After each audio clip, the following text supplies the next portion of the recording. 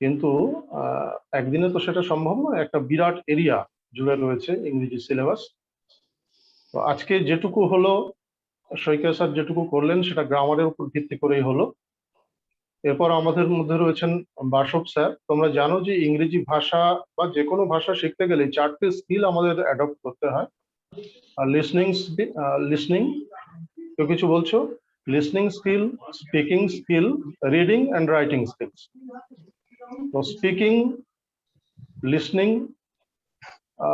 Writing, reading সবটাই নির্ভর করে গ্রামারের উপরে। গ্রামারটা ভালো করে শিখলে তবেই এই সমস্তগুলো আয়ত্ত করা যায়। তো এই 4টে স্কিলের উপরে আরো কিছু আলোকপাত করবেন, এবং যদি সম্ভব হয় তাহলে রাইটিং স্কিলের কিছু একটা অংশ যদি কভার করতে পারেন। বাসব স্যার আমাদের মধ্যে রয়েছেন, অভিজ্ঞ শিক্ষক, তিনি অনেকক্ষণ ধরেই অপেক্ষা করছেন। বাসব স্যার আছেন তো? হ্যাঁ, আছি। বাসব স্যার, আপনি এবার শুরু করুন। আমি ধন্যবাদ জানাচ্ছি ডক্টর শইকীয়াকে ওয়ান্স অ্যাগেন, এবং বাসব স্যারকে আমি ওয়েলকাম করছি যে আপনি এবার ছাত্রদের উদ্দেশ্যে কিছু বলুন। শোনা যাচ্ছে? হ্যালো। হ্যাঁ, শোনা যাচ্ছে, শোনা যাচ্ছে, পরিষ্কার শোনা যাচ্ছে। Good afternoon to everyone. অনুসন্ধানের সবাইকে good afternoon. Thank you for having me. Thank you to Dr. Shaikia also. It was a learning curve for me also, not only the students. I was also enriched by what he said. Thanks to Dr. Shaikia from my part also. যেমন Ahsan sir বললেন যে today I will discuss the 4 parts of a language. First of all, we need to know what a language is. When we say that, as Shaikia sir told, that English language is very easy. What is a language? Language is an intangible entity. What is intangible? We can't touch it. Language cannot be touched, but it is a representative medium. Language can be represented, and it is represented in 4 core forms. What are the 4 core forms we can represent a language? It's the 4 parts: listening, speaking, reading, and writing. So the 4 parts of any language is listening, speaking, reading, and writing. While listening and reading are inputs, listening and reading are inputs, speaking and writing are outputs. So when you say listening or reading, they are receptive skills. We are taking in something. When we are listening or reading, we are taking in something. These are receptive skills. But when we are speaking or writing, we are producing something. These are productive skills. So there is a basic difference between listening, reading, and speaking, writing. Listening and reading, as I said, they are receptive skills, and speaking and writing are productive skills. But we must keep in mind one thing: listening complements speaking, and reading complements writing. What do we mean by that? If we listen more, we can speak more easily. To speak more easily, to speak more fluently, we must listen more attentively. And to write better, we must read more. If we read more, we can write well. So listening complements speaking, and reading complements writing. Thus, we've come across 4 points: listening, reading, speaking, and writing. Now I will go one by one into each of these skills. What is the first skill? As I told you, it's listening. Now, আজকে রবিবার, তোমরা সবাই বাড়িতে বসে আছো, হয়তো মাংস রান্না হচ্ছে, কানে হয়তো এলো যে পাঁচ ফোড়নের তোমাদের ফোড়ন দেওয়া হয়েছে, ঝ্যাঁ করে একটা আওয়াজ এলো, বা পাশ দিয়ে বাস যাচ্ছে, বা পাশ দিয়ে ট্রেন যাচ্ছে, আওয়াজ এলো। Are you listening all those sounds? No, you are hearing all those sounds. What is the difference between listening and hearing? In case of listening, you decode a sound. You decode your sound. You break down that sound. But in case of hearing, you don't do that. So there is a basic difference between listening and hearing. In case of hearing, you don't decode the sound. In case of listening, you decode the sound. So listening is more of a mental activity. It's a physiological activity, obviously, but alongside it, it's also a mental activity. Therefore, you get that two types of listening are there. One is appreciative listening and another is empathetic listening. What is appreciative listening? Appreciative listening is when you listen something to appreciate it. What is it? When you listen to songs, when you listen to poems, when you listen to lectures, these are appreciative listening. And when a doctor listens to a patient, when a psychiatrist listens to his client, when a teacher listens to his students, these are empathetic listening. So this goes with listening. Now come to speaking. In case of Bengali, you don't find any problems as that is your mother tongue. Bangla বলতে গেলে আমাদের কোনো অসুবিধা হয় না। কেন অসুবিধা হয় না? কারণ এটা আমাদের মাদার টাং। প্রবলেমটা কোথায় হয়? যখন আমরা বাইরের কোনো ল্যাঙ্গুয়েজ বলতে যাই, ইংরেজি বলতে যাই বা হিন্দি বলতে যাই, we face problem while speaking. কিন্তু আমরা জানি যে আমরা হিন্দিটা বেটার বলি হয়তো ইংরেজির চেয়ে। কেন হিন্দিটা বেটার বলি? কারণ আমরা হিন্দির সাথে বেশি অ্যাকোয়েন্টেড more than ইংলিশ। তাই ইংলিশটা আমরা কম বলতে পারি হিন্দির চেয়ে। হিন্দিতে আমরা সিনেমা দেখছি, হিন্দিতে আমরা সিরিয়াল দেখছি, আমরা হিন্দিটা ভালো বলতে পারি। তাহলে ভালো বলতে গেলে কি করতে হবে? ওই যে হিন্দি আর ইংরেজি থেকে বোঝা যায় যে practice, what you need to do is practice. এবং এই স্পিকিং এর ক্ষেত্রে দুটো মাত্র জিনিস মাথায় রাখতে হবে, যেটা হচ্ছে tone and intonation. What is the tone, what is intonation? আমি যদি তোমায় জিজ্ঞেস করি কিরে কেমন আছিস, I can ask you this question in a different way. কিরে কেমন আছিস? I can ask you this question in another way. কিরে কেমন আছিস? What differs? The tone differs. When I say যে কিরে কেমন আছিস, this is casual. When I say কিরে কেমন আছিস, this is mocking. And when I say কিরে কেমন আছিস, this is concern. So this is the difference of tone. And this difference of tone differs in what you try to convey. এটাতে পুরো ব্যাপারটা change হয়ে যায়। আর ইন্টোনেশন হচ্ছে এই ব্রেক গুলো, কোথায় আমি ব্রেক করছি। কিরে কেমন আছিস, এই যে ব্রেক, কিরে কেমন আছিস, no break. So these are tones and intonations, and you need to modulate these tones and intonations in order to speak well. How can you speak well? আমি প্রথমেই বললাম প্র্যাকটিস। প্র্যাকটিস মানে বন্ধুদের মধ্যে কথা বলতে হবে। You can do storytelling classes, you can do role plays, you can give speeches, debates, discussions. এইগুলো যদি তোমরা করো তাহলেই তোমরা দেখবে যে you can speak very well any language. So two skills are over. Now I come to the third skill. What is the third skill? The third skill is reading. Everyone knows the teacher comes and opens the book and begins to read. But there are mainly two types of reading. What are the two types of reading? One is called scheming and one is called scanning. So what is scheming? Scheming is casual reading. When you read a newspaper, you don't go to its details. You just skim through it. And what is scanning?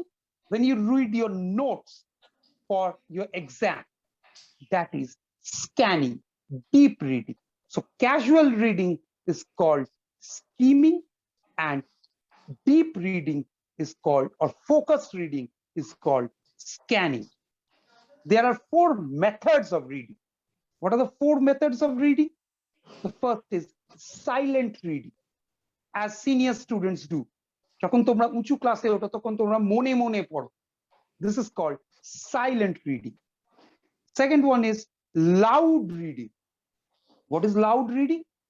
When you read loudly in the class, the teacher tells you, hey, reading potto, you stand up and read. What is that? That is loud reading. So first is silent reading, then is loud reading. Then we go to extensive reading. যা পেলাম তাই পড়ে নিলাম, বাজার করতে গেলাম ঠোঙাতে দেখলাম একটা ভালো জিনিস লেখা আছে, পড়ে নিলাম। দিস ইজ, বা কোথাও গেলাম পেপার পড়ে আছে ডাক্তারের চেম্বারে, তুলে পড়ে নিলাম। This is extensive reading. You are reading for joy, আনন্দের জন্য পড়ছো। আর একটা হচ্ছে ইন্টেন্সিভ রিডিং, নোট পড়ছো ফর ইউর গোল, একটা উদ্দেশ্য নিয়ে পড়ছো, এই কারণে আমি পড়ছি। That is called intensive reading. So reading by form is 2 types, scheming and scanning, and by method is 4 types: silent reading, loud reading, extensive reading, and intensive reading. Now I come to the most important part from your exam perspective. What is that? Writing. You are not tested in your exam for your listening skills. তুমি কত ভালো শুনতে পারো এই নিয়ে তোমাকে test করা হয় না পরীক্ষায়। You are not tested for your speaking skills. তুমি কত ভালো ইংরেজি বলো কি বাংলা বলো, এটা তোমার টেস্ট করা হয় না। You are not directly tested on your reading skills. তুমি কিভাবে পড়ো সেটারও টেস্ট হয় না।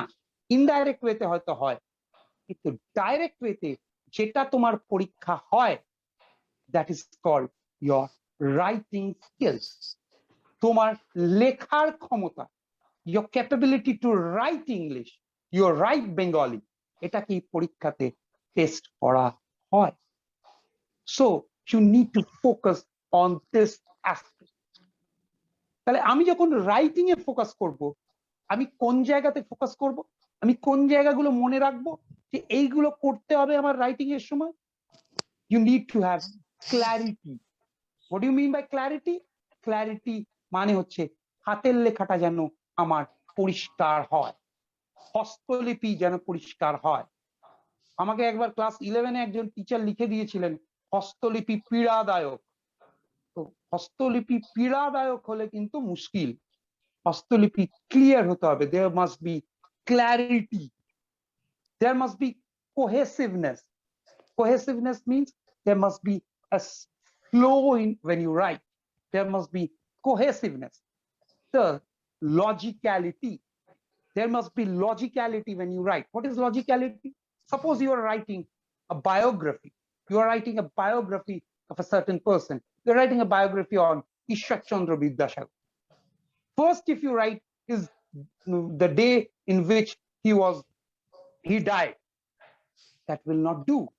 First you have to write when he was born, where he was born, who is his father and mother, where did he study, what did he do then, after that comes text. So this is the logicality in your writing. Then is lucidity, যেন পড়ে না মনে হয় প্রত্যেক কাজেই আমি আটকে যাচ্ছি, এটা হলে তোমার মার্কস কমে যাবে। So you have to have the lucidity, the simplicity in your language when you write. So when you write anything, যে জিনিসটা মাথায় রাখবে সেটা হলো clarity, cohesiveness, logicality and lucidity. কিভাবে লিখবে? তোমাদের টপিক দিল রাইট এ বায়োগ্রাফি অন অমুক, লিখতে শুরু করে দিলে না, that's not the process. What is the process? You must have a pre-writing mental process. Pre-writing, it is very important. You must put it in your head what you will write, the planning process. This is the pre-writing phase. Then you write something, this is called the drafting stage. Then you revise it, কি কি ভুল আছে দেখে নিলে, then you correct it or rewrite it, and after that you are ready. But what is the most important part when you write is the pre-writing stage, thinking stage, when you plan what you write, what you want to write, that is called the pre-writing stage. And then after that, when you revise after writing, you must be careful to find out what you want to, what corrections you want to make. So this is all with writing. Now, as I told you, the most important part is what? The most important part is the writing part in your exams. মাধ্যমিকে তোমাদের যদি বেশিরভাগ মাধ্যমিকের student থাকো, তাদেরকে দুটো কথা আমি বলে দিতে চাই। প্রথম দুটো কথা হলো, there is 30 marks in your writing. 3টে রাইটিং দেওয়া থাকে, চয়েস থাকে না। Keep in mind there are points in each one of your writing. Points দেওয়া থাকে, প্রত্যেকটা পয়েন্টকে ধরে ধরে লিখতে হবে। This is very important. If you write anything without the points, you will not be awarded marks. কারণ আমাদের কাছে ইনফরমেশন দেওয়া থাকে যে you must write according to the points. So while writing your exams in the writing section, you must be immaculate in following the points that are provided to you. This is very important. Another thing, in case of writing a paragraph or writing a biography, another thing is very important. That is, you need to write the introduction and the conclusion. There are marks for introduction and the conclusion part. এই দুটো জিনিস basically আমাদের writing এর ক্ষেত্রে মাধ্যমিকের perspective থেকে very important. আমি যেহেতু ওই ক্লাসগুলোকে পড়াই, সেই জন্য আমি বলতে পারি এই দুটো জিনিস মাথায় রাখবে। এন্ড ওভারঅল যে 4টে জিনিস নিয়ে আমি ডিসকাস করলাম সেগুলো very important. And listening is very important. আমরা লিসনিংটাকে ধরি না, you must keep in mind a good listener is a good speaker, and a better reader is a better writer. So by saying this, I end my class here. Thank you. Thank you sir. Basab Mondal স্যারকে ধন্যবাদ জানাচ্ছি। বেশ মূল্যবান কিছু কথা তোমাদের জন্য রাখলেন। ছাত্রছাত্রীরা তোমরা এখনো যারা আছো, আশা করি সমৃদ্ধ হচ্ছ। আমরা অনেকখানি সময় পার করে এসেছি, তোমাদের নিশ্চয়ই খিদে পেয়েছে। তোমরা কি চাও আর একটু চলুক? আর মিনিট 15-20 চলতে পারে? কেউ একজন বলো। Yes, sir. আচ্ছা, ওকে, থ্যাংক ইউ। Yes, তোমাদের sir. এনথুজিয়াজম আমাদের সত্যি, ইউ আর এনথুজিয়াস্টিক পিপল। ওকে, তাহলে আমি এটুকু বলবো যে তোমরা মোটামুটি যেটুকু শুনেছো, গ্রামারের সাইডে অনেকখানি সমৃদ্ধ হয়েছো। কিভাবে কোন কোন জিনিসগুলো আয়ত্ত করলে ইংরেজি ভাষার যে মূল সমস্যাগুলো সেগুলো থেকে নিস্তার পেতে পারো, সেটাও তোমরা অনেকখানি বুঝতে পেরেছো। আর বাসব স্যার যেটুকু বললেন যে 4 স্কিলস, এই 4 স্কিলস তোমাদেরকে অর্জন করতে গেলে কি কি পদ্ধতি অবলম্বন করতে হবে সেটা উনি বলেছেন। এবার হচ্ছে পরীক্ষা কেন্দ্রিক কিছু জিনিস তোমাদের দরকার হয়, কিছু টেকনিক তোমাদের আয়ত্ত করতে হয়, যেগুলো আয়ত্ত করলে তোমাদের যেমন স্কুলের পরীক্ষা এখন হচ্ছে না, যখন হবে, বা মাধ্যমিক পরীক্ষা বা ভবিষ্যতে আরো পরীক্ষা তোমরা সারা জীবন ধরে দেবে, সেইখানে তোমাদের কাজে লাগে এমন কিছু জিনিস অনুসন্ধানের পক্ষ থেকে তোমাদের কাছে পৌঁছে দেওয়া, এটা আমরা একটা দায়িত্ব নিয়েছি। তো আজকে সবটা কমপ্লিট করা যাবে না। আমি রাইটিং স্কিল সেগুলো ডেভেলপ করার জন্য কি কিভাবে এগোতে হবে, মডেল ধরে ধরে কিভাবে তোমাদের কাছে পৌঁছে দেওয়া যায় তার জন্য প্রচেষ্টা নেব নিজে ব্যক্তিগতভাবে, এবং অনুসন্ধান কর্তৃপক্ষ রয়েছেন, সকলেই রয়েছেন, আমরা সবাই আছি, আমরা সবাই সচেষ্ট হব। সিন আনসিন পোর্শনে কিছু টেকনিক্যাল আসপেক্ট আছে, সেই টেকনিক্যাল আসপেক্ট যে ধরনের প্রশ্ন তোমাদের আসে এবং তার উত্তর দেখা যায় ছোট ছোট ভুল, সেই ছোট ছোট ভুলগুলোকে সেখানে অনেকখানি নম্বর পাওয়া যায়। আর সবচেয়ে বেশি ভয় তোমরা যেটা পাও বা অ্যাভয়েড করার চেষ্টা করো, যারা অ্যাভারেজ স্টুডেন্ট তারা হচ্ছে রাইটিং স্কিল, যেটা একটা ম্যাক্সিমাম মার্কস ক্যারি করে, 30 নম্বর সেখানে থাকে। অথচ দেখা যায় যে সেই জায়গাটা কিন্তু অনেকে ছেড়ে দিয়ে চলে আসে, এমনকি সাদা স্পেস, হোয়াইট স্পেস সেখানে থাকে, সেটা রেখে তারা চলে আসে। একটুখানি মেথডিক্যালি কাজ করলে ওইখানে অনেকখানি নম্বর তুলে নেওয়া যায়, এমনকি যারা ভালো ছেলে তারা ফুল মার্কসও সেখানে তুলে নিতে পারে। তো এই বিষয়গুলো আমরা আজকের ক্লাসে আর পারবো না, কারণ অনেকখানি বিস্তারিত আলোচনা করতে হবে, সেটা পরের যে ক্লাস একটা হোক বা তারও বেশি হোক সেইখানে আমরা এটা তুলে ধরার চেষ্টা করব। আমি আজকে ডক্টর শইকীয়া অসাধারণ, ফ্যান্টাস্টিক, বাসব স্যার অনেক কিছু বলেছেন, আমি একটু সাম আপ করার চেষ্টা করছি একটা পিপিটির মাধ্যমে। তোমরা একটু যদি তোমাদের মোবাইলটাকে ল্যান্ডস্কেপ মোডে ধরো তাহলে সুবিধা হবে।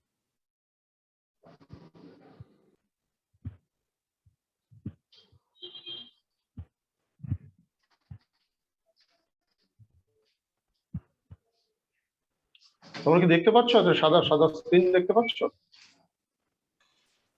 কেউ একজন বলো। দেখা যাচ্ছে না। দেখা যাচ্ছে না? দেখা যাচ্ছে না, ওকে।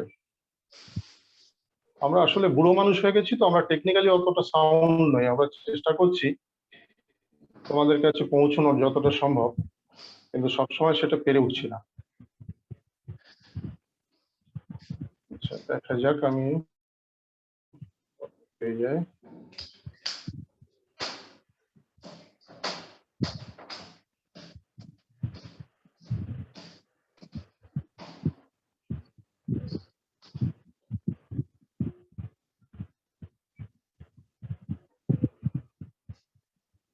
দেখো তো, ঠিক আছে, দেখা যাচ্ছে, দেখা যাচ্ছে।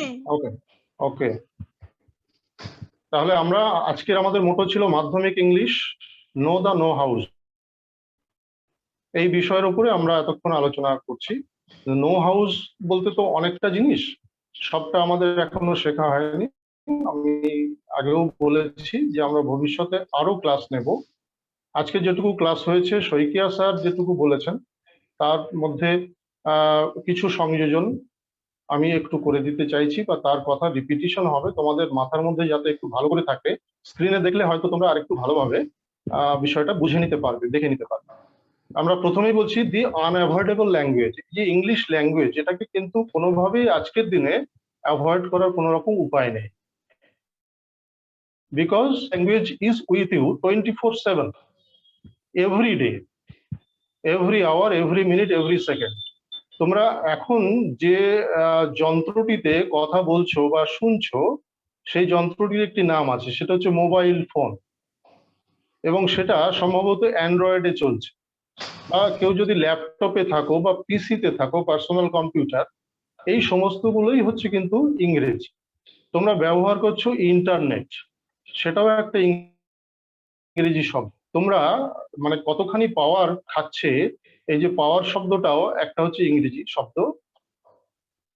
তোমরা হয়তো 1 GB বা 1.5 GB নেট ব্যবহার করছো, এই যে জিবি বা গিগাবাইট, মেগাবাইট, কিলোবাইট, এই সমস্তগুলোই ইংরেজি শব্দ। এইগুলো আজকে শুধু ছাত্রছাত্রী নয়, অভিভাবক নয়, সাধারণ মানুষ, যাদের মধ্যে হয়তো মানে পুরোনো দিনের মানুষ, এমনও দেখেছি আমি, তার বয়স হচ্ছে 70 বছর, তার লেখাপড়া কিছুই জানেন না, কিন্তু এই শব্দগুলোর সঙ্গে পরিচিত।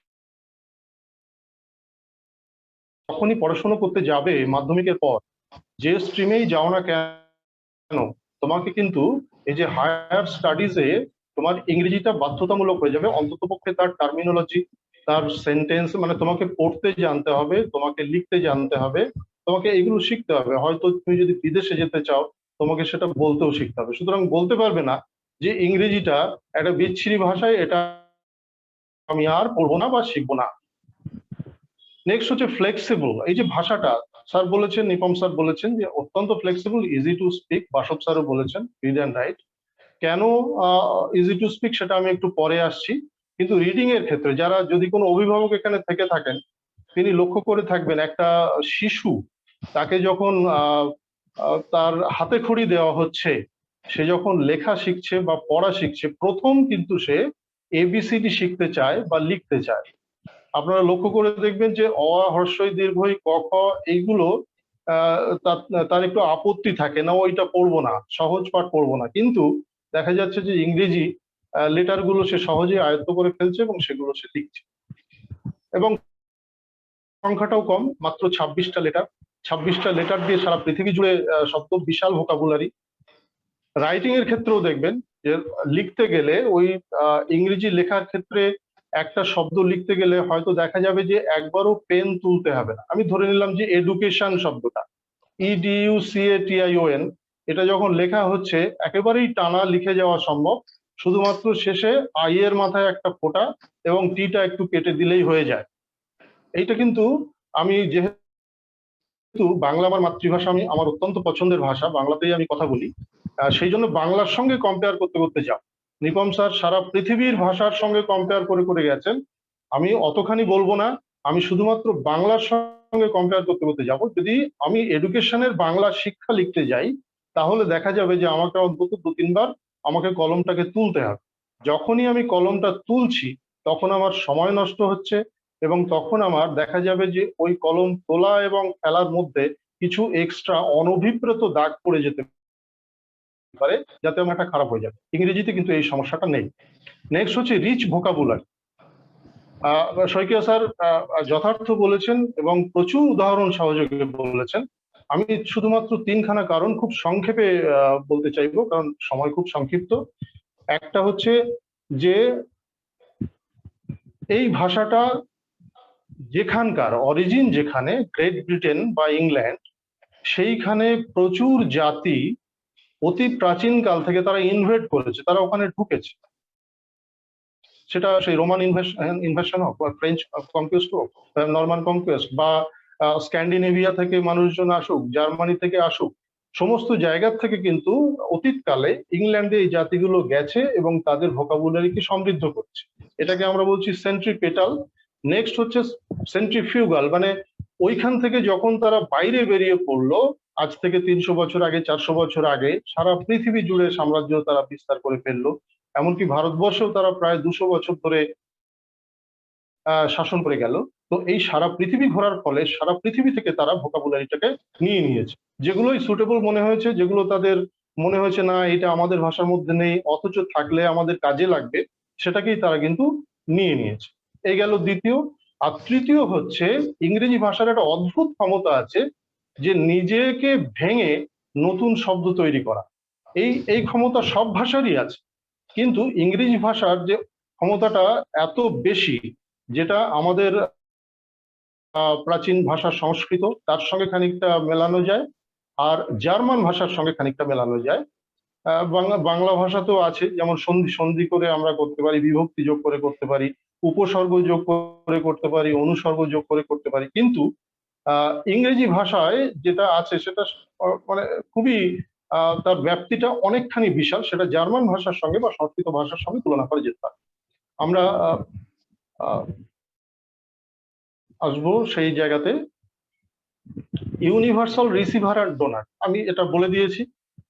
এই যে সেন্ট্রিপেটাল অ্যান্ড সেন্ট্রিফিউগাল, একটা হচ্ছে তাদের দেশে বিভিন্ন জাতি বিভিন্ন সময় ইনভেট করার ফলে তাদের যে শব্দ ভান্ডার সেটা তারা নিয়ে নিয়েছে, আর একটা হচ্ছে তারা যখন বাইরে বেরিয়েছে তখন সেই সমস্ত যে সমস্ত দেশে গেছে সেই দেশ থেকে তারা ভাষাগুলো নিয়ে নিয়েছে। আমি শুধু বাংলার থেকে এবং ইংরেজি থেকে কয়েকটা শব্দ দিয়ে বোঝানোর চেষ্টা করছি। যেমন ধরো ল্যান্টার্ন, এটা ইংরেজি শব্দ, কিন্তু আমাদের কাছে ওই ভাষাটা চলে এসেছে লণ্ঠন, বাংলায় আমরা ওটা নিয়ে নিচ্ছি। আবার হারিকেন ল্যান্টার্ন, এটা হারিকেন মানে হচ্ছে ঘূর্ণিঝড়, যে লণ্ঠনটা ঘূর্ণিঝড়ের সময় নেভে না, সেই ধরনের লণ্ঠনকে বলা হয় হারিকেন ল্যান্টার্ন। এটা বাংলায় আমাদের কাছে হয়ে গেছে হারিকেন লণ্ঠন বা শুধু হারিকেন।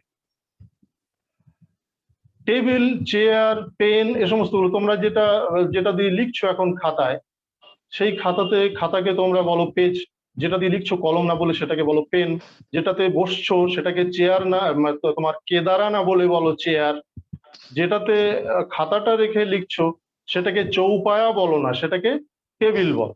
তাহলে এইগুলো সমস্ত কিন্তু আমাদের চলে এসেছে ইংরেজি ভাষাতে। ঠিক তেমনি ভাবে ইংরেজি ভাষা আবার কি করলো, আমাদের কাছ থেকে নিয়ে নিল বয়কট। বয়কট যদিও আমাদের কাছেও বিদেশি শব্দ, কিন্তু ওরা কিন্তু এখান থেকেই নিয়ে, বাংলা থেকেই নিয়ে এটা ইংরেজিতে প্রচলন করলো। বয়কটটা এখন ভার্ব হিসেবে ব্যবহার হচ্ছে, এটা নাউন হিসেবে ব্যবহার হচ্ছে, এর পাস্ট টেন্স হচ্ছে, পাস্ট পার্টিসিপল হচ্ছে, সবই হচ্ছে। লাঠি একটা অতি পরিচিত বাঙালি শব্দ। লাঠি ছাড়া মানুষের আগে চলতো না, এখনো বুড়ো মানুষদের চলে না। তো সেই লাঠিটাকেও কিন্তু ইংরেজরা নিয়ে নিল, তাদের ভোকাবুলারির মতো ঢুকিয়ে দিল। এবার একটা অদ্ভুত শব্দ দেখো, সেটা হচ্ছে লাঠি চার্জ। এই যে লাঠি চার্জ, এটাকে বাংলায় বলে জোড় কলম শব্দ, মানে দুটো শব্দ, একটা তোমার বাংলা শব্দ, আর চার্জ হচ্ছে ইংরেজি শব্দ। এই দুটোকেই নিয়ে একসঙ্গে একটা শব্দ ওরা বানিয়ে নিল এবং সেটা ইংরেজিতে পরিণত হলো। তোমরা যখন নিউজ পেপার রিপোর্ট লেখো, হয়তো সেখানে লিখবে যে police lathi charge to disperse the mob. তার মানে এই শব্দটাকে আমরা এখন ভার্ব হিসেবে ব্যবহার করতে পারছি, এমনকি নাউন হিসেবে ব্যবহার করা সম্ভব। এই ফ্রম লাঠি চার্জ, এই লাঠি চার্জ থেকে আমরা দেখছি পাওয়ার অফ দি ডেরিভেটিভ। এই যে ডেরিভেটিভ বলতে যে জিনিসটা, সেটা হচ্ছে ইংরেজিতে আমরা সাফিক্স প্রিফিক্স, এটা হচ্ছে মেইন। তার মধ্যে এটাও আছে তোমার এ অ্যান্ড দি, মানে আর্টিকেলটাও রয়েছে। তো এখানে মেইনলি হচ্ছে প্রিফিক্স এবং সাফিক্সের যে অসাধারণ ক্ষমতা, সেই ক্ষমতাটা একটু দেখিয়ে দিই তোমাদের কয়েকটা শব্দের মাধ্যমে, খুব কম সময়ের মধ্যে। একটা শব্দ তোমরা দেখতে পাচ্ছ, ফ্লক্সি নাউসি নিহিলি পিলিফিকেশন। দেখতে পাচ্ছ তো সবাই? একজন বলো, কোনো অসুবিধা হলে বলবে। হ্যাঁ, এই শব্দটা একটা পিকিউলিয়ার শব্দ। এর মধ্যে এটা ইংরেজি হয়েছে, কিন্তু চারখানা ল্যাটিন শব্দ লুকিয়ে রয়েছে। একটা হচ্ছে ফ্লক্সি, যেটা এসছে ফ্লক্টাস থেকে, একটা হচ্ছে নাউসি, যেটা নাউসাম থেকে, একটা হচ্ছে নিহিলাস থেকে, আর একটা হচ্ছে পিলি, এটা পাইলাস থেকে। চারখানা শব্দ। তার সঙ্গে দেখো এফ আই। তোমরা জানো যে কোনো নাউনের সঙ্গে এফ ওয়াই যোগ করে ভার্ব করার একটা প্রবণতা আছে, বা এফ ওয়াই এটা একটা সাফিক্স। তার সঙ্গে এফ আই সি এ টি ই, এটা দিয়েও ভার্ব তৈরি করা যায়, ফিকেট এইভাবে হয়। তার সঙ্গে আইওএন যোগ করে এটাকে নাউন করা হলো। অর্থাৎ এখানে তিনখানা সাফিক্স রয়েছে, চারখানা তোমার ল্যাটিন ওয়ার্ড রয়েছে। ফ্লক্সি নাউসি নিহিলি পিলিফিকেশন। অ্যাকচুয়াল ওয়ার্ডটা হচ্ছে পিলি, PILI, পাইলাস থেকে এটা এসছে। তো পাইলাস হচ্ছে তোমার কেশ বা চুল। আর ফ্লক্সাস হচ্ছে গুচ্ছ। নাউসি বা নাউসাম হচ্ছে ট্রাইফুল থিংস, মানে খুব একটা গুরুত্বপূর্ণ বিষয় নয়। নিহিলি বা নিহিলাস হচ্ছে নিশ্চিহ্ন করা, নাথিং। তো এই শব্দটা ব্যবহার করা হয় কাউকে তুচ্ছ তাচ্ছিল্য করার জন্য, বা কোনো বস্তুকে বা কোনো ব্যক্তিকে তুচ্ছ তাচ্ছিল্য করার জন্য এই শব্দটাকে ব্যবহার করা হয়। কি কি অদ্ভুত ভাবে শব্দটা সৃষ্টি হচ্ছে। তেমনি ভাবে এই আরো দুটো শব্দ আমি দেখাচ্ছি, হয়তো ডিকশনারিতে তোমরা এখনই পাবে না, কিন্তু শব্দ দুটোর অস্তিত্ব রয়েছে। একটা হচ্ছে অ্যান্টি ডিসএস্টাবলিশমেন্টারিয়ানিস্টিক্যালি। এটা কষ্ট করে পড়তে হবে, অ্যান্টি ডিসএস্টাবলিশমেন্টারিয়ানিস্টিক্যালি। অনেক সময় এটা অ্যান্টি ডিসএস্টাবলিশমেন্টারিয়ান এই পর্যন্ত গিয়ে তোমরা পেতে পারো। মূল শব্দ হচ্ছে এস্টাবলিশ। এস্টাবলিশ এটা তোমরা জানো, এস্টাবলিশ মানে প্রতিষ্ঠা করা। তার সঙ্গে অ্যান্টি যোগ করা হয়েছে প্রিফিক্স, ডিস যোগ করা হয়েছে প্রিফিক্স, তারপর এ আর যোগ করা হয়েছে, IAN যোগ করা হয়েছে, IST যোগ করা হয়েছে, IC যোগ করা হয়েছে, AL যোগ করা হয়েছে, LY যোগ করা হয়েছে, করে অবশেষে একটা ভার্ব পাওয়া গেছে। যদি আমরা ছাড়তে ছাড়তে যাই, antidisestablishmentarian adjective, antidisestablishmentarianist adjective, antidisestablishmentarian এটা নাউনও হতে পারে, অ্যান্টি ডিসএস্টাবলিশমেন্টারিয়ানিস্ট নাউন হতে পারে, antidisestablishmentarianistic adjective, antidisestablishmentarianistical adjective, শেষে LY দিয়ে এটাকে অ্যাডভার্ব বানানো হচ্ছে। একটা শব্দ মেডিকেল টার্ম, খুবই অপরিচিত medical term, pneumonoultramicroscopicsilicovolcanoconiosis. Pneumonoultramicroscopicsilicovolcanoconiosis যদি কখনো এটা ইংলিশ ডিকশনারির মধ্যে ঢোকে, তাহলে এটাই সবচেয়ে বড় শব্দ হতে পারে, কারণ 45টা লেটারের মধ্যে রয়েছে। এটা কি জিনিস না, সিলিকা, যেটা আগ্নেয়গিরি বা ভলক্যানোর লাভা থেকে যে সিলিকাটা বেরিয়ে আসে তার ধোঁয়ার মধ্যে দিয়ে, সেই ধোঁয়া থেকে সৃষ্ট একটা রোগের নাম হচ্ছে নিউমোনাউলট্রা মাইক্রোস্কোপিক সিলিকো ভলকানোকোনিওসিস। আমি এই তিনটে উদাহরণ শুধু দিলাম যে এই ভাষাটি একটি শব্দ থেকে, একটা রুট থেকে অনেকগুলো প্রিফিক্স অনেকগুলো সাফিক্স বসিয়ে নতুন শব্দ তৈরি করার অদ্ভুত ক্ষমতা, অপূর্ব একটা ক্ষমতা রয়েছে। এবার আরেকটা জিনিস দেখো, যে ইংরেজি ভাষার এই যে নাউন গুলোকে ভার্বে পরিণত করা বা ভার্ব গুলোকে নাউনে পরিণত করার একটা ক্ষমতা রয়েছে। যেমন একটা সেন্টেন্স আমি নিচ্ছি, ওয়াটার দ্য প্ল্যান্ট, মানে তোমরা জানো গাছটিতে জল দাও, গাছটিতে জল দাও। এটা বাংলায় কিন্তু তুমি বলতে পারবে না যে গাছটিতে জ্বলাও বা গাছটিকে জ্বলাও, এর কোনো মানে হবে না। এই ওয়াটার শব্দটা কিন্তু ছিল নাউন, সেটাকে ইংরেজি ভাষা এটা ভার্বে পরিণত করবে। নেক্সট সেন্টেন্সটা দেখো, this is the go of the day. এখানে দেখো এই যে গো শব্দটা এটা অ্যাকচুয়ালি তো ভার্ব, কিন্তু এখানে ব্যবহার হয়েছে নাউন হিসেবে। মানেটা কি দাঁড়াচ্ছে? এটাই আজকের রীতি বা প্রথা। তো আমরা দুটো উদাহরণ দিলাম, দুটো বিপরীত ধর্মী। একটা হচ্ছে ওয়াটার নাউন, সেই নাউনটাকে ভার্বে পরিণত করা হলো। আর এক দ্বিতীয় ক্ষেত্রে হচ্ছে গো, যেটা হচ্ছে ভার্ব, সেটাকে নাউনে পরিণত করা হলো। এই ক্ষমতা কিন্তু খুব কম ভাষারই আছে পৃথিবীর। নেক্সট হচ্ছে speak easy. It's easier particularly when you are in an informal conversation. তোমরা এইভাবে শুরু করতে পারো।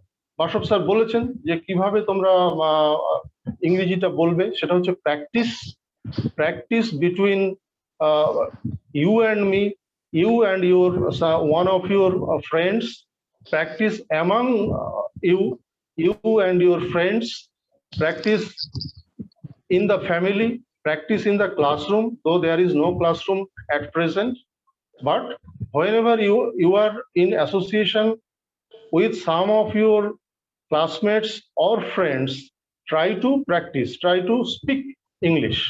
সেই ইংলিশটা কেমন হবে? প্রথমে তোমরা যখন শুরু করবে সেটা তো এমন হবে ইনফর্মাল কনভারসেশন। আমি বলছি না যে অফিসিয়ালি তোমাদের শুরু করতে হবে। সেই শুরুটা কেমন হতে পারে এইটা বলে গেছেন জর্জ বার্নার্ড শ অনেকদিন আগে। এই যে লাইনটা তোমরা দেখছো, chairing cross station which way, এইটা নেওয়া হয়েছে জর্জ বার্নার্ড শর একটা প্রবন্ধ, স্পোকেন ইংলিশ ব্রোকেন ইংলিশ। এটা একটা রেডিও স্পিচ, সেটাকে প্রবন্ধ আকারে পরে প্রকাশ করা হয়েছে।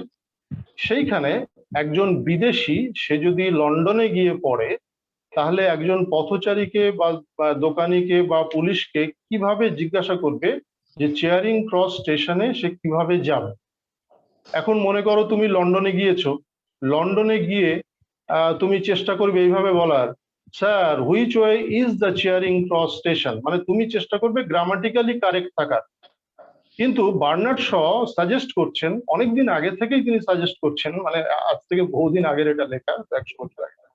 তো তিনি বলছেন যে ইংরেজি ভাষাটা এমনকি ইংল্যান্ডের লোকেরাও এক একটা প্রভিন্সে এক এক রকম ভাবে বলে, এবং তাদের যে ভোকাবুলারি, তাদের যে ফ্রেজ, তাদের যে ইডিয়ম দেখা যাচ্ছে একটা অঞ্চল থেকে আরেকটা অঞ্চলে আলাদা। ঠিক যেমন ভাবে আমাদের বাংলাতেও দেখতে পাবে যে এইখানে মানুষ যেভাবে কথা বলে, যে শব্দগুলো ব্যবহার করে, যেভাবে উচ্চারণ করে, বর্ধমানে গেলে, মেদিনীপুরে গেলে, বীরভূমে গেলে, বাঁকুড়ায় গেলে, বা তোমার দিনাজপুরের দিকে গেলে, দার্জিলিং এ গেলে, সেখানে কিন্তু একটু অন্যভাবে কথাগুলো হয়। সুতরাং তোমাকে গ্রামাটিক্যালি কারেক্ট থাকতে হবে না, ইনফর্মাল কনভারসেশনের জন্য তোমাকে করতে হবে কি, জাস্ট তোমার ওই যে জিনিসটা প্রয়োজন। শইকিয়া স্যার বলেছেন শুধু ওয়াটার শব্দটা উচ্চারণ করলেই তুমি কোথাও না কোথাও কিছু না কিছু জল পেয়ে যাবে। সুতরাং no formal grammar is necessary while talking to your friends. এইটা বাংলাতে এসে তুমি মনে করো হাওড়া স্টেশনের কাছাকাছি ঘুরঘুর করছো এবং কাউকে জিজ্ঞাসা করছো, তখন কি বলবে? হাওড়া স্টেশনটা কোন দিকে, তাই তো? এইবার দুটো জিনিসের পার্থক্যটা একটু দেখে নাও। এটা মানে আমি একটা ইন্টারেস্টিং ওয়েতে এটা বলার চেষ্টা করছি, যেটা খুব বেশি তোমাদের কাজে লাগবে তা তো নয়। বিষয়টা হচ্ছে প্রথমটা chairing cross station which way, এটার মধ্যে কি নেই? কেউ একজন বলো তো, কেন এটা সেন্টেন্স নয়? এর ভার্ব নেই। ভার্ব নেই, very good, very good, very good. এবং কনস্ট্রাকশনটাও সঠিক নেই, কারণ হুইচ ওয়ে এটা শুরুতে আসার দরকার ছিল, যেহেতু WH ওয়ার্ড এখানে ইনভলভড আছে। আর দ্বিতীয়টা, হাওড়া স্টেশনটা কোন দিকে, এটা কি একটি সেন্টেন্স? নাকি ফ্রেজ না ক্লজ? এটা একটা সেন্টেন্স। বেশ, এটা একটা সেন্টেন্স। কেন এটা একটা সেন্টেন্স? কারণ বাংলাতে ভার্ব না থাকলেও সেন্টেন্সের মর্যাদা আমরা দিয়ে থাকি, তাই তো? বাংলাতে সবসময় ভার্বের দরকার হয় না। দ্বিতীয়টা আবার দেখো, রিডিং কমপ্লিট। এটা কিন্তু ইনফর্মাল ইংলিশ কনভারসেশনে তুমি চালাতে পারবে, এটাও সেন্টেন্স নয়। বাংলাতে পড়া শেষ, এটা কিন্তু একটা বাক্য হিসেবে ব্যবহৃত হতে পারে। সুতরাং আমি যেটুকু বোঝাতে চাচ্ছি সেটা হচ্ছে, যেহেতু বাংলা আমাদের মাতৃভাষা, আমরা বুঝতেই পারি না যে বাংলাটা কিন্তু একটা তোমার ইংরেজির থেকে আয়ত্ত করা কঠিন, ইংরেজির থেকে বলার চেষ্টা করাটা কঠিন। ইংরেজিটা কিন্তু বাংলার তুলনায় বলার চেষ্টা করাটা সহজ। এই চেষ্টাটা তোমাদের মধ্যে যাতে আসে, সেই কারণে আমার এই প্রচেষ্টা। Speak easy. নেক্সট স্লাইডে আমি যাচ্ছি। Right easy. যদি সহজে লিখতে চাও তাহলে কি করতে হবে? সহজে লেখাটা তো তোমার ইংরেজিতে আগেই বলেছি, একটা ইজি ফ্লো আছে। শইকিয়া স্যারও বলেছেন, বাসব স্যারও বলেছেন, ইংরেজি যখন তুমি লিখবে তখন দেখবে যে তুমি সহজে এই পেনটা না তুলে তুমি লিখে যেতে পারছো, লিস্ট ইন্টারাপশন, সেখানে কোনো রকম ইন্টারাপশন হচ্ছে না। যদি তুমি অবশ্য সঠিক লেখা আয়ত্ত করতে পারো, ক্যালিগ্রাফিটা মোটামুটি ভাবে শিখে নাও। আর কি, কনস্ট্রাকশন ফিক্সড, এখানে কোনো অ্যাম্বিগুইটির জায়গা নেই। এই অ্যাম্বিগুইটি বা কনফিউশন, এটা কিরকম আমি পরের স্লাইডে দেখাচ্ছি। মোটামুটি ভাবে এইটা মনে রাখবে যে ইংরেজি ভাষায় যে গ্রামাটিক্যাল মানে সেন্টেন্স কনস্ট্রাকশন, সেই কনস্ট্রাকশন একটা ফিক্সড নিয়ম মেনে চলে। তোমরা জানো যে 5 রকমের সেন্টেন্স আছে গঠন অনুযায়ী। সেই 5 রকমের সেন্টেন্সের 5 রকম কনস্ট্রাকশনের ফর্ম আছে। সেই ফর্মটা যদি একবার শিখে নেওয়া যায় তাহলে সেই ফর্মেই তুমি সব সেন্টেন্সই লিখে যেতে পারো। কিন্তু আমি বাংলার সঙ্গে যদি তুলনা করি, ধরো এই ডু ইউ ইট, এটার বাংলা কি হবে? এটার বাংলা হচ্ছে তুমি কি খাও। নেক্সট হচ্ছে হোয়াট ডু ইউ ইট, এটার বাংলা কি? তুমি কি খাও। নেক্সট হচ্ছে is it you who eats, এর বাংলা কি? তুমি কি খাও। এইবার আমাকে বাসব স্যারের কাছে ফিরে যেতে হচ্ছে যে আমার যে এক্সপ্রেশন সেইটা দিয়ে, ইন্টোনেশন সেইটা দিয়ে আমাকে বোঝাতে হচ্ছে যে এই তুমি কি খাও যে 3খানা আছে, এই 3খানা তুমি কি খাও দিয়ে আমি কি বোঝাতে চাচ্ছি, সেটা কিরকম হবে? ডু ইউ ইট, তুমি কি খাও, অর্থাৎ খাওটাতে আমাকে জোর দিতে হচ্ছে। হোয়াট ডু ইউ ইট, তুমি কি খাও, এখানে কিতে জোর দেওয়া হচ্ছে। এই কারণেই একটা দীর্ঘী আছে। আমরা দীর্ঘইয়ের মর্ম হয়তো সবাই বুঝি না, কিন্তু দীর্ঘইয়ের একটা গুরুত্ব আছে। যেখানে একটু চেপে একটু দীর্ঘস্থায়ী ভাবে বলতে হবে, সেখানে আমাদের দীর্ঘ স্বর ব্যবহার করতে হয়। তাহলে তুমি কি খাও, এটা অনেকে ভুলে গিয়ে হয়তো কয় রহস্যিকার দেবে, কনফিউশনটা আরো বেড়ে যায়। শেষে কি আছে? Is it you who eats, তুমি কি খাও, তুমি, এই তুমিটাতে জোর দেওয়া হচ্ছে। তাহলে দেখো কনফিউশনটা বাংলার মধ্যে আছে, ইংরেজিতে অন্তত এই ক্ষেত্রটায় কোনো কনফিউশন নেই। তার একটা নির্দিষ্ট ছক আছে, সেই ছকের মধ্যে ফেলে দিলেই কিন্তু সঠিক অর্থটা বেরিয়ে আসবে এবং সঠিক উত্তরটা বেরিয়ে আসবে। নেক্সট দেখো, দ্য পাওয়ার অফ ইউ, একটা শব্দ শুধু আমি নিয়েছি, এরকম পাওয়ারফুল ওয়ার্ড আরো রয়েছে ইংরেজিতে। এই ইউ শব্দটা যখন সাবজেক্ট হচ্ছে এবং সিঙ্গুলারে বসছে, তখন সেটার মানে দাঁড়াচ্ছে আপনি, তুমি বা তুই। যখন সেটা প্লুরাল হচ্ছে, সাবজেক্ট হিসাবে বসছে, তখন আপনারা, তোমরা, তোরা। যখন অবজেক্ট হচ্ছে, সিঙ্গুলারে বসছে, তখন আপনাকে, তোমাকে, তোকে। অবজেক্ট হিসেবে যখন প্লুরালে বসছে, তখন আপনাদেরকে বা আপনাদিগকে, তোমাদেরকে বা তোমাদিগকে, তোদেরকে বা তোদিগকে। তাহলে এই যে 3-4-12টা শব্দ বাংলায় একটা ইউ দিয়েই কিন্তু প্রকাশ করা যাচ্ছে। এইবার বলবে যে তাহলে তো কনফিউশন হতে পারে, হয়ও অনেক সময়। তাহলে কিভাবে একটা ইউ শব্দ দিয়ে এরা 12টা শব্দকে পরিচালিত করছে। তো প্রথম কথা হচ্ছে ইংরেজিতে আপনি তুমি তুই নেই, সবটাই তুমি বা আপনি বা তুই, আপনারা তোমরা তোরা সেটাও ওই একটা দিয়েই বোঝানো হয়, আপনাকে তোমাকে তোকে বা আপনাদেরকে তোমাদেরকে তাদেরকে একইভাবে ইউ দিয়েই বোঝানো হয়। তাহলে শুধুমাত্র প্লেসমেন্ট, পজিশন, এইটাই হচ্ছে ম্যাটার্স। সাবজেক্ট হিসেবে যদি ব্যবহার করছো তাহলে সেখানে ওই আপনি তুমি বা তুই বোঝাবে, বা আপনারা তোমরা বা তোরা যদি একাধিক থাকে তখন কি হবে ইউ টু বা ইউ অল। যেহেতু বাংলাতে দ্বিবচন আছে ইংরেজিতে নেই, সেই জন্য ইংরেজিতে ইউ টু করতে হতে পারে, ইউ অল হয়ে গেলেই সেটা প্লুরাল হয়ে গেল। আর শুধু you you come here you do this, তাহলে সেখানে আপনি তুমি বা তুই সিঙ্গুলার সাবজেক্ট। ঠিক একইভাবে অবজেক্টেও যদি আমরা শুধুমাত্র ইউ দেখি, সেখানে আশপাশের যে কনটেক্সট সেইখান থেকে বুঝে নেওয়া যেতে পারে, অথবা তোমার যে ইউ টু আছে কিনা বা ইউ অল এই সমস্তগুলো আছে কিনা এগুলো থেকে বোঝা যাবে। শুধুমাত্র ইউ বললাম, এবার ইউ এর সঙ্গে রিলেটেড আদার প্রোনাউন্স রয়েছে, সেটা যেমন ইয়োর, ইয়োর্স, এই সমস্তগুলো রয়েছে। প্রত্যেকটারই এই একইভাবে বাংলাকে যদি কনভার্ট করতে হয় তাহলে আমাদেরকে এই 12টা ফর্মে নিয়ে যেতে হবে। তাহলে এই যে টু সিম্পল, আমরা এতক্ষণ দেখালাম যে ইংরেজি ভাষা খুবই সিম্পল, কিন্তু এই too simple sometimes makes things complex. যে খুব ছোট, খুব সরল, সেই জিনিসটাই কত জটিল হয়ে যেতে পারে সেটা একটু দেখে নেওয়া যাক। আমি কিন্তু একদম টোটালটাই সাম আপ করছি, তোমরা হয়তো বুঝতে পারছো। হ্যাঁ, পিপিটির মাধ্যমে বলে মনে হচ্ছে নতুন কিছু পড়াচ্ছি, কিন্তু এটা already Saikia sir in details আলোচনা করে গেছেন। একটা দুটো সেন্টেন্স এখানে দিলাম, এটা একটা quotation from a short story. You are right when you are left, if you are right you are wrong. এবার তোমাদের বলতে হবে এই যে দুটো রাইট রয়েছে, এই দুটো রাইটের মধ্যে কোনটা কি?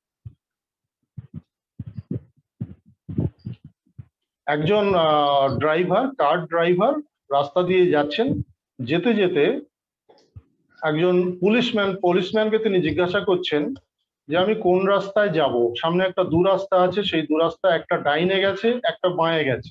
তখন পুলিশম্যান এই উত্তরটা দিচ্ছে, you are right when you are left, if you are right you are wrong. লোকটি বিদেশি, সেই বিদেশি লোকটি জানে যে রাইটের একটা মানে হচ্ছে ডান আর একটা মানে হচ্ছে ঠিক। তো সে ফার্স্ট সেন্টেন্সের মানেটা করছে এইরকম, ইউ আর রাইট, আপনি ডান দিকে যাবেন, হোয়েন ইউ আর লেফট, যখন আপনি বাম দিকে যাবেন। If you are right you are wrong, যদি আপনি ঠিক দিকে যান তাহলে আপনি ভুল দিকে যাবেন। অর্থাৎ সে প্রথমটাকে ভাবছে ডান, দ্বিতীয়টাকে ভাবছে ঠিক। You are right when you are left, যখন আপনি ডান দিকে যাবেন তখন আপনি আসলে বাম দিকে যাচ্ছেন, আর যখন আপনি ঠিক দিকে যাচ্ছেন তখন আসলে আপনি ভুল দিকে যাচ্ছেন। এবার তোমাদের কাছে প্রশ্ন, যে ওই যে ড্রাইভার সে কি কখনো গন্তব্যে পৌঁছতে পারবে? তার পক্ষে সম্ভব হবে না। তাকে সঠিক অর্থটা করতে হবে এইভাবে যে প্রথম রাইটটাকে ঠিক ধরতে হবে, দ্বিতীয়টাকে ডান ধরতে হবে। তাহলে কি হবে, আপনি যদি বাম দিকে যান তাহলে ঠিক দিকে যাচ্ছেন, আর যদি ডান দিকে যান আপনি যদি ডান দিকে যান তাহলে আপনি ভুল যাবেন। তাহলে এইভাবে মিনিংটাকে তাকে করতে হবে। তাহলে এই হচ্ছে কনফিউশনের একটা জ্বলন্ত প্রমাণ, এবং সেই কার ড্রাইভার সেখানে এইভাবে বলে গেল হোয়াট এ স্ট্রেঞ্জ কান্ট্রি, এই বলে সে ওখান থেকে লিভ করল। নেক্সট হচ্ছে এই ধরনের কিছু আমরা পেয়ে যেতে পারি tongue twister. In the spring I saw a spring springing near the spring. দেখো এখানে কতগুলো স্প্রিং আছে, একটা দুটো তিনটে চারটে। In the spring I saw a spring springing near the spring, এই চারটে স্প্রিং এর কিন্তু প্রত্যেকটারই মানে আলাদা। প্রথমটা হচ্ছে বসন্তকাল, দ্বিতীয়টা হচ্ছে স্প্রিং হরিণ শাবক, তৃতীয় যে স্প্রিঙ্গিং সেটা হচ্ছে লাফাচ্ছে, লাফানো। স্প্রিং লাফায় তোমরা জানো, আর শেষে হচ্ছে নিয়ার দ্য স্প্রিং। স্প্রিং মানে হচ্ছে ঝর্ণা, পাহাড় থেকে নেমে আসে যে ঝর্ণা সেইটা। অর্থাৎ এটার একটা অর্থ আছে। সেটা কি না, বসন্তকালে আমি দেখলাম একটা হরিণ শাবক পাহাড়ি ঝর্ণার ধারে লাফাচ্ছে। কিন্তু যদি এই চারটের যদি অর্থ তোমাদের না জানা থাকে, তাহলে এইটার অর্থ তোমরা কোনোদিনই বুঝে উঠতে পারবে না। এই যে হোমোনিম, হোমোগ্রাফ, হোমোফোন স্যার যেগুলো বললেন, তার তার থেকে এই সমস্তগুলো বেরিয়ে আসে। যেমন হি saw, a saw, to saw, with স, চারখানা স আছে। চারখানা স, প্রত্যেকটার মানে আলাদা। প্রথম স হচ্ছে দেখলো, দ্বিতীয় স হচ্ছে করাতি, যে করাত দিয়ে গাছ কাটে। তৃতীয় হচ্ছে সটা হচ্ছে করাত দিয়ে গাছ কাটা, ওটা একটা ভার্ব। আর উইথ এ স, এটা হচ্ছে করাত, একটা noun. He saw, a saw, to saw, with a saw. সে দেখলো একটা করাতি করাত দিয়ে কাটছে। Next, what wright has the wheel right to write upon the rite of the church. এখানে দেখো এই যে রাইট রয়েছে RIGHT, এইটা রয়েছে দুখানা। এই রাইট ডান দিকেও হতে পারে, অধিকারও হতে পারে, ঠিকও হতে পারে। আর এই হুইল রাইট, ওখানে আবার একটা WRIGHT আছে, ওইটা এই রাইটের সঙ্গে সম্পর্কিত না। ওটা যেমন প্লে রাইট, যেমন যিনি লেখেন নাট্যকার, তাকে বলা হয় প্লে রাইট, ওখানে একটা ডাব্লু বসে। আরেকটা রয়েছে RITE। এই RITE হচ্ছে আচার উপাসন, মানে পূজা আর্চার সময় যে আচার অনুষ্ঠান করা হয় সেটাকে বলা হয় রাইট। তাহলে এটা হচ্ছে যে হুইল রাইট, এই সেন্টেন্সটার বাংলায় একটা মানে আছে, বাংলায় একটা একটা প্রবাদ আছে, আদার ব্যাপারী জাহাজের খবরে কাজ। আদার ব্যাপারী জাহাজের খবরে কাজ, আক্ষরিক অর্থ করতে গেলে কি, যে চার্চ বা গির্জার যে আচার অনুষ্ঠান সেটা কেমন হবে না হবে, তাতে একটা ওই যে হুইল রাইট মানে চাকা তৈরি করা বা বিক্রেতা নির্মাতা, তার কি এসে যায়। অর্থাৎ বাংলায় আমরা বলি এটাকে আদার ব্যাপারী জাহাজের খবরে কাজ। তোমরা ভাবছো বোধহয় শুধু ইংরেজিতে আছে, বাংলায় এসো। বাংলা দেখো একটা বাক্য লিখেছি, কপি খায় কপি। এই দুটো কপি কি এক? দুটো কপি তো এক হতে পারে না, তাহলে সেন্টেন্সটার কোনো মানে হবে না। তাহলে একটা হচ্ছে বানর আর একটা হচ্ছে কপি, অর্থাৎ একটা সবজি। সেটা ক্যাবেজ হতে পারে বা কলিফ্লাওয়ার হতে পারে। তো যে কোনো একটাকে বানর করতে হবে, যে কোনো একটাকে সবজি করতে হবে। নেক্সট হচ্ছে নদী কূলে কুল গাছ, সেথা নদী কুল কুল বয়। নদী কূলে, প্রথম কয়দীর্ঘ ল, এটা হচ্ছে তোমার নদী তীর। কুল গাছ, এটা একটা গাছের নাম, কয় হর্ষুকার ল। নেক্সট হচ্ছে কুলকুল বয়, এটা নদীর চলার একটা শব্দ, ধর্মাত্মক শব্দ। তাহলে নদী কূলে কুল গাছ, সেথা নদী কুলকুল বয়। তাহলে এই যে একটু বানানের ডিফারেন্স থাকুক বা না থাকুক, শব্দগুলো কেমন অর্থে পাল্টে যাচ্ছে। বেচারা বাড়ি খেয়ে বাড়ি গেল, খুবই দুর্ভাগ্যের বিষয় যে কাউকে বাড়ি খেয়ে যদি বাড়ি যেতে হয়, তো প্রথম বাড়িটা কি হতে পারে, সেটা লাঠির বাড়ি বা পাঁচনের বাড়ি, ঠিক আছে। তাহলে এইরকম একটা, প্রথমটা হচ্ছে একটা মার, সেটা একটা হিট। আর দ্বিতীয় যে বাড়ি, সেটা হচ্ছে তার লিভিং প্লেস, ডোয়েলিং প্লেস। তাহলে এই ধরনের জিনিস আমরা সব ভাষাতেই পাই। আমরা ইংরেজি ভাষা এবং বাংলা ভাষার সঙ্গে একটু তুলনা করে দেখানোর চেষ্টা করব। নট সো শিওর, এবারে হোমোফোনস, এইগুলো তোমরা সব শিখে নিয়েছো শইকীয়া স্যারের কাছ থেকে। এখানে একটুখানি আমি সংযোগ করব, সেটা হচ্ছে হোমোনিমস। কিছু কিছু ক্রিটিক, যা গ্রামার নিয়ে যারা চর্চা করেন, তারা বলছেন যে হোমোফোনস, হোমোগ্রাফস এবং হোমোনিমস তিনটে আলাদা। হোমোনিমসকে আমরা দুটো ভাগে ভাগ করি সাধারণত, একটা হচ্ছে হোমোফোনস, একটা হচ্ছে হোমোগ্রাফস। কিন্তু কেউ কেউ হোমোনিমসটাকে সম্পূর্ণ আলাদা করে দিচ্ছেন। সেটা কি না, একই শব্দ, একই উচ্চারণ, তার হোমো মানে গ্রাফটাও একই, তার যে ফোন অর্থাৎ সাউন্ড, ফোনেটিক্স, সেটাও এক। যেমন ফাইন, এই ফাইনটা তোমার যেমন সুন্দরও হতে পারে, ফাইনটা আবার জরিমানা অর্থেও বোঝাতে পারে। এই একটু আগে আমরা দেখেছি যে সেটা করাতেও হতে পারে, আবার দেখলাম সেটাও হতে পারে, একই উচ্চারণ এবং তোমার একই স্পেলিং। স্প্রিং, সেটাও আমরা দেখেছি যে same spelling and same pronunciation. তো এইগুলোকে হোমোনিম করে আলাদা করে তারা দেখানোর একটা প্রয়াস করছে। এবার কিছু ওয়ার্ড রয়েছে যেখানে স্পেলিং এবং প্রোনাউন্সিয়েশন দুটোই আলাদা হয়ে যায়, মানে স্পেলিংটা একরকম, প্রোনাউন্সিয়েশনটা আরেক রকম। যেমন আওয়ার, এটাতে এইচটার তুমি কোনো উচ্চারণ পাবে না, এটা যেমন যেন মনে হচ্ছে এইচটা নেই। ঠিক তেমন ভাবে নিউমোনিয়া, সেখানে পিটা সাউন্ডলেস। যেমন বিনাইন, সেখানে জিটা হচ্ছে সাউন্ডলেস। এই ধরনের শব্দগুলো তোমাদেরকে আয়ত্ত করে ফেলতে হবে আলাদা করে, যে এদের বানান এবং উচ্চারণ। উচ্চারণটা যদি ঠিক থাকে তাহলে বানান আমরা আন্দাজ করে অনেক সময় মেকআপ করতে পারি, কিন্তু যেখানে বানানের সঙ্গে উচ্চারণের কোনো মিল নেই সেখানে আমাদের পক্ষে এটা করা সম্ভব হয়। সেই জন্য এটা আলাদা করে মুখস্থ করতে। নট অনলি ইউ, এবারে তোমাদেরকে একটু আমি ভরসা দেওয়ার জন্য যেটুকু করেছি, যে এটা শুধুমাত্র যে ছাত্রছাত্রীরা ভুল করে তা নয়, আমি শিক্ষিত মানুষের মধ্যেও এটা দেখেছি। তোমরা জানো যে ডিরোজিও কলেজ বলে একটা কলেজ আছে। সেই ডিরোজিও বলে একজন মানুষও ছিলেন, একজন মহামানব ছিলেন ঊনবিংশ শতাব্দীতে। তো সেইটা কেউ কেউ উচ্চারণ করে, আমি নিজে শুনেছি, আমার একটা পার্সোনাল এক্সপিরিয়েন্স, সেটা জিরো জিরো কলেজ। যেমন ইন্সপেকশন, মানে ইনফেকশন হয়েছে, আমাকে এসে বলছে স্যার দাঁতে প্রবল ইন্সপেকশন হয়েছে। অর্থাৎ এই জিনিসটা এখনো মানে শিক্ষিত মানুষের মধ্যেও কিন্তু থেকে গেছে। এইবার শুধু বাংলা এটা নয়, এটা ইংরেজি সাহিত্যের মধ্যে রয়েছে। এটা 19th সেঞ্চুরির একটি বিখ্যাত নাটক শেরিডানের দ্য রাইভালস, সেখানে মিসেস ম্যালাপ্রপ বলে একটা ক্যারেক্টার, উনি প্রথম তুলে ধরেন। সমাজে এটা ছিল দীর্ঘদিন ধরে। এই যে আমাদের যে হোমোনিমস বা হোমোগ্রাফ হোমোফোন নিয়ে যে কনফিউশন, সেই জিনিসটা ইংল্যান্ডেও যে আছে সেইটা বোঝানোর জন্য আমি এই এক্সাম্পলটা দিচ্ছি, যে মিসেস ম্যালাপ্রপ তিনি ছিলেন অ্যান ইংলিশ লেডি, অর্থাৎ she belong to the high society of life of those days. তো সেই সময়ের একজন মহিলা, তিনিও পিনাকল বলতে গিয়ে পাইনঅ্যাপল বলছে। মানে পিনাকলটা কি, না শীর্ষবিন্দু, অ্যাপেক্স, দ্য পিক, সেখানে তিনি বলছেন পাইনঅ্যাপল, এ ফ্রুট, আনারস। যেমন তিনি অ্যালিগরি এই শব্দটা বলতে গিয়ে বলছেন অ্যালিগেটর। তোমরা জানো যে অ্যালিগেটর হচ্ছে কুমিরের মতো প্রজাতির একটি প্রাণী, আর অ্যালিগরি হচ্ছে সাহিত্যের মানে কবিতার একটি বিশেষ শাখা, রূপক অর্থে এই কবিতাগুলো তৈরি হয়।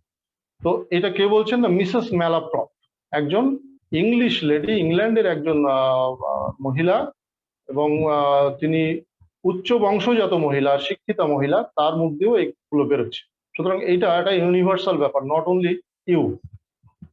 তো এইটাকে নাম দেওয়া হয়েছে ম্যালাপ্রপিজম। এটা তোমাদের মাথায় রাখতে হবে না, খাতায় রাখতে পারো বা একটু মনে রাখতে পারো, যে ম্যালাপ্রপিজম এমন একটা শব্দ যেখানে সিমিলার সাউন্ডিং ওয়ার্ডস গুলো সেগুলো কনফিউজড হয়ে যায় এবং একটার জায়গায় আরেকটা বসে যায়, সেটাকে আমরা বলি ম্যালাপ্রপিজম। তো এবার আমার কথা হচ্ছে, ইফ দি ইংলিশ ক্যান আর, যদি ইংরেজরাই ইংরেজিতে ভুল করে, হোয়াই কান্ট ইউ? তাহলে কেন তোমার করার তো অধিকার রয়েছে। আমরা তো বাঙালি, আমাদের মাতৃভাষা বাংলা, আমাদের মাতৃভাষায় ইংরেজি না, English is our foreign language, so we have every right to err to make mistakes. তো আমরা ভুল করব, ভুল করতে করতে এগিয়ে যাব। সেই জন্য আমার লাস্ট মেসেজ হচ্ছে, just love it. It's a loving language, it's a sweet language, it's a beautiful language. Just love the language and feel free to make mistakes. Feel free to make mistakes. এই মেসেজটা দিয়েই আমি আমার যে বক্তব্য সেটা শেষ করলাম। তোমরা কি কেউ আছো? কোনো ছাত্র কি আছো? হ্যাঁ স্যার আছি। আচ্ছা, তাহলে তাহলে তোমাদের ফিডব্যাক একটু বলো, যদি কারো কোনো অসুবিধা হয় আজকের সেশনে, বা কোনো বক্তব্য যদি থাকে। একটু প্লিজ।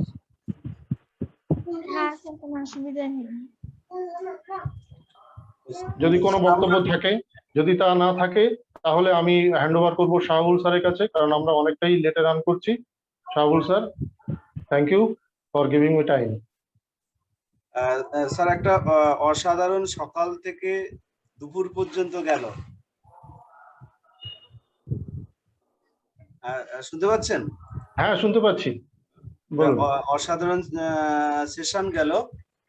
ছাত্রছাত্রী তো অবশ্যই উপকৃত হয়েছে, সেই সঙ্গে আমরা যারা শিক্ষক বা অভিভাবক ছিলাম প্রত্যেকে উপকৃত হয়েছে।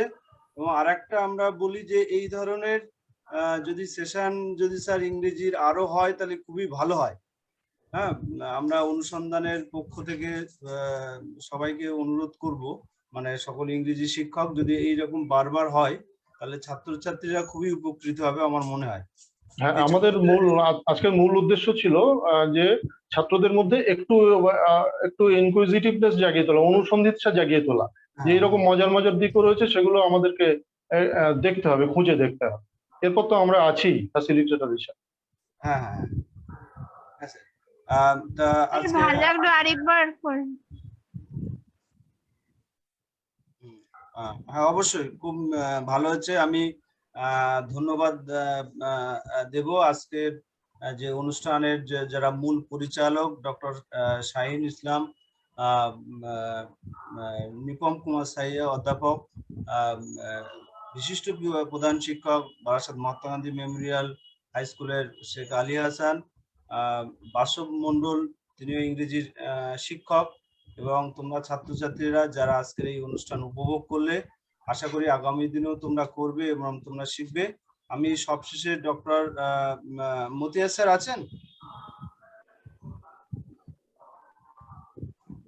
মতিয়ার স্যার?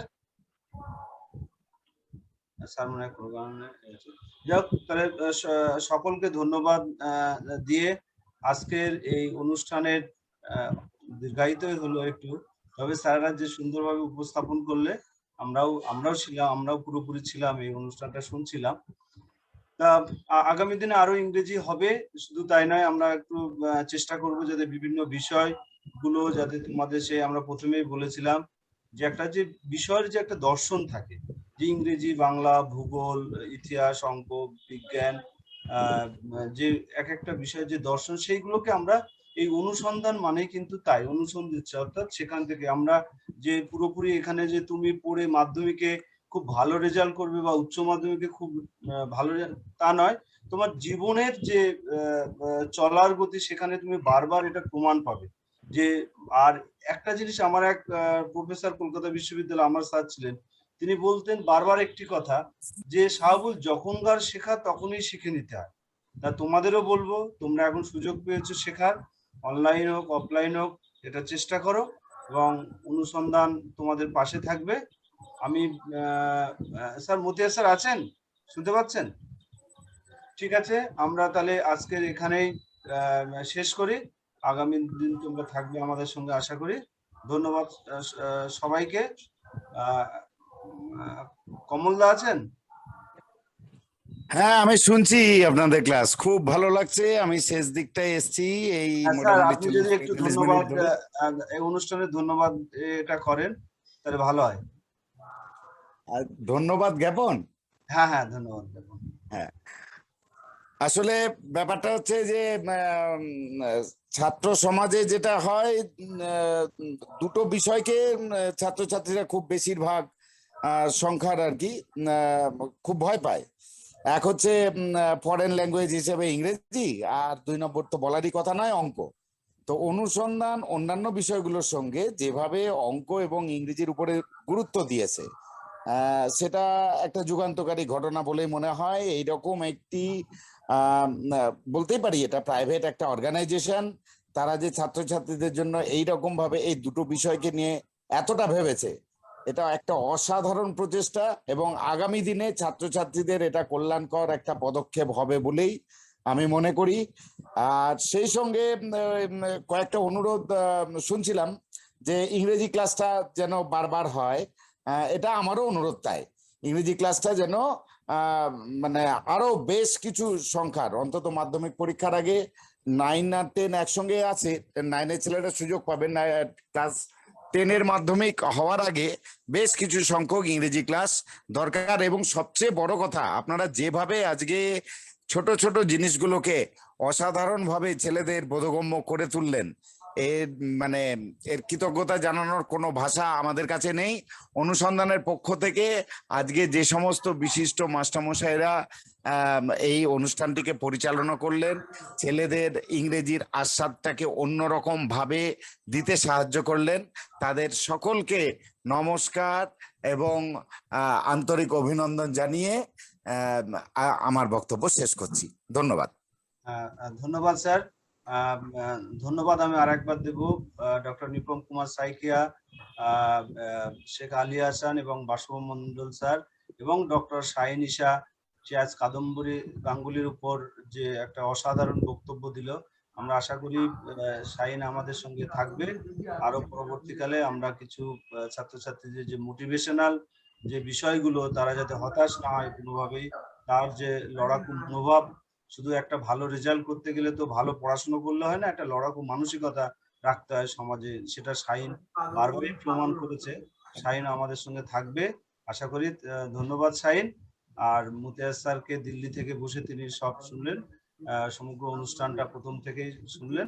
তিনি আমাদের অনুসন্ধানের একজন অ্যাডভাইজার, তাকে ধন্যবাদ জানাচ্ছি। ছাত্রছাত্রীরা তোমরা তাহলে, আজকে দুপুর হয়ে গেছে, সবারই খিদে পেয়েছে অনেকক্ষণ ধরে। তোমরা আজকে তাহলে আমরা এখানে শেষ করি স্যার। হ্যাঁ, থ্যাংক ইউ।